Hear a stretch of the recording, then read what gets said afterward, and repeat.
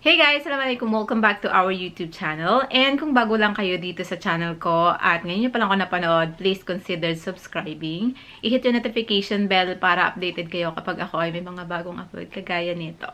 So in today's video guys, ay ituturo ko sa inyo agad-agad. Ituturo ko sa inyo kung paano mag-registered doon sa vaccine, COVID vaccine dito sa Qatar. Siguro alam nyo na yan siguro, nabasa nyo na yan siguro sa Instagram, sa Twitter, at saka sa Facebook, lalo na yan. Kung kayo nandito sa Qatar, malamang sa malamang, alam nyo na yan. At kung kayo nakapag-registered na, well, congratulations sa inyo. At syempre, mag-antay-antay na lang din tayo dahil ayan ang latest na balita dito sa Qatar. So, ngayon, ipapakita ko sa inyo kung paano mag-registered through online para doon sa COVID vaccination. So, tara!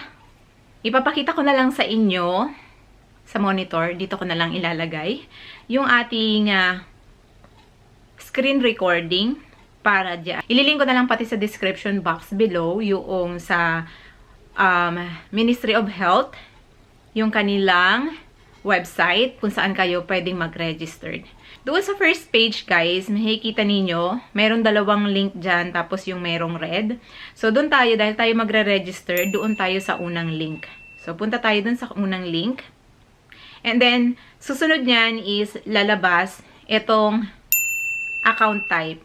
So, kung kayo ay Qatari citizen at saka resident, kagaya ko, resident tayo dito. So, yun na i-click natin. So, kung tayo ay visitors at saka business representative, yun sa pangalawa.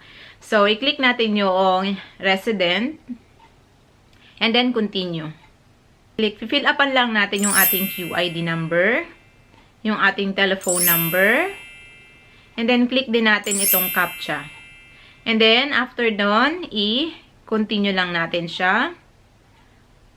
Okay.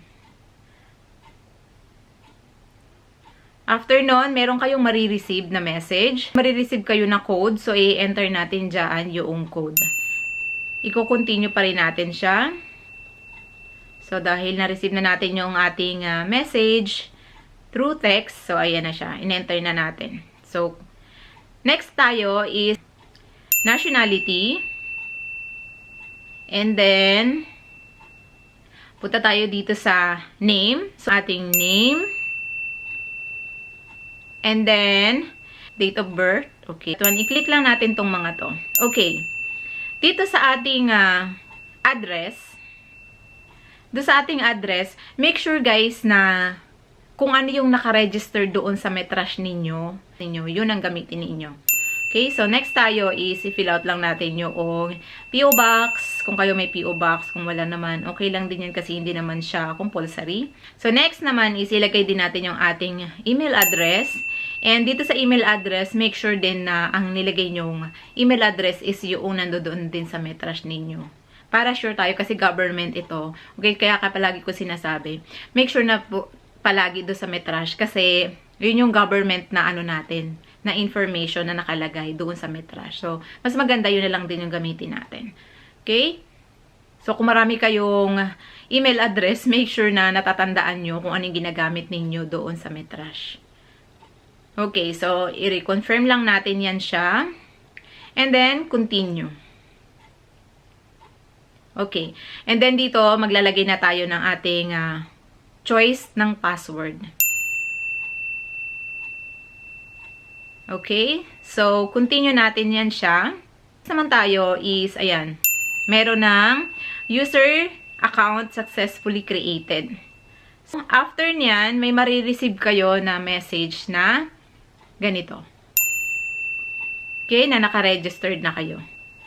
After nyan is, punta na naman tayo. I'm not sure kung ano na, kasi ang ginawa ko is bumalik ako dun. Bumalik ako ulit dito sa homepage nila. Pangalawa na link, tayo pupunta.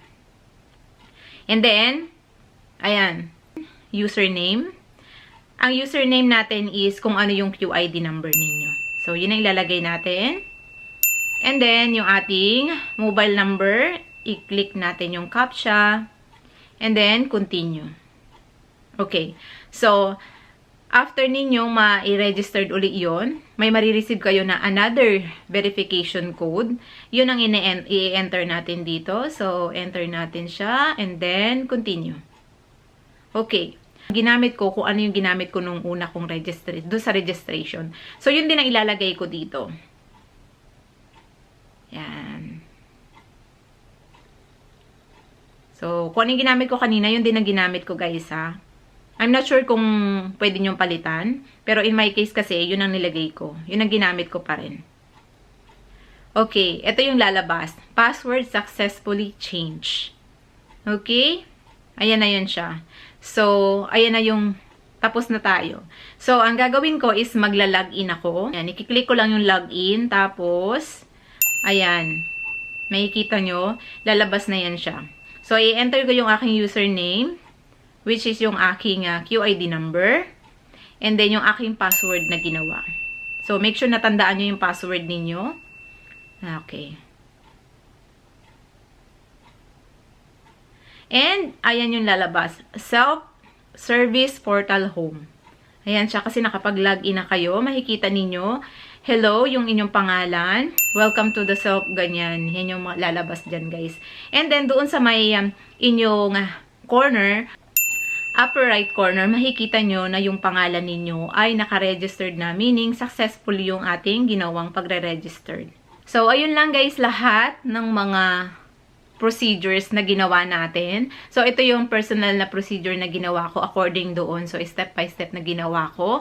So, I'm not sure kung may pagkakaiba ba yan. At saka kung mayroon akong mga hindi nabanggit dito sa video na to regarding this, regarding dito sa registration, please comment down below. And, kung nagustuhan nyo tong video na to, please give this video a thumbs up. I-share nyo na sa inyong mga kamag-anak, mga kaibigan na nandito sa Qatar. At sana ay makatulong ito sa kanila. So, ayun lang guys. Maraming salamat sa panonood.